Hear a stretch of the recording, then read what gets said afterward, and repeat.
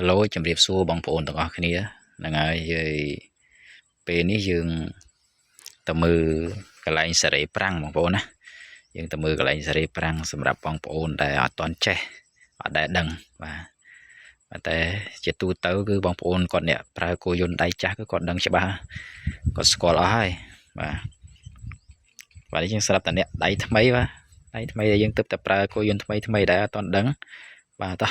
យើងទៅមើលទាំងអស់គ្នាហើយនេះជាកន្លែង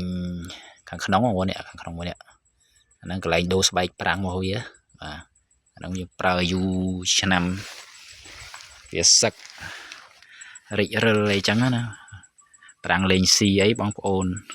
អាចដូរបានតែបើវានៅថ្មីទេដែលយើងទើបតែប្រើដែរទេនៅថ្មីអញ្ចឹងយើងសេរីអានេះមកបងប្អូនណានេះនឹងកន្លែងសេរីប្រាំងហើយនឹង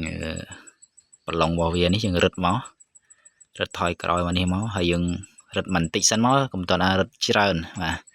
ទរឹតបន្តិចហើយយើងបើកគោយន្តសាក់មើលសិនទៅបើកចាប់ប្រាំងសាក់មើលទៅវាស៊ីអត់អញ្ចឹងណា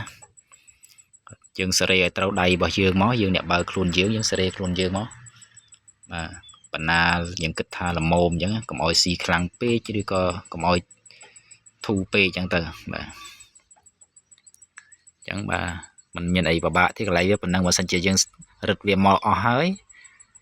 តែវានៅតែអត់ស៊ីទៀតបានន័យថាប្រាំងយើងអស់ហើយអញ្ចឹងយើងទៅទិញស្បែកប្រាំងយកមកដូរអញ្ចឹងណាបងប្អូនបាទអញ្ចឹងវីដេអូហ្នឹងគឺមានប៉ុណ្ណឹងបាទកុំភ្លេចជួយចុច like ឲ្យម្នាក់មួយផងបងប្អូនដើម្បីកម្លាំងចិត្តទៅវីដេអូក្រោយទៀតបាទអរគុណច្រើនបងប្អូន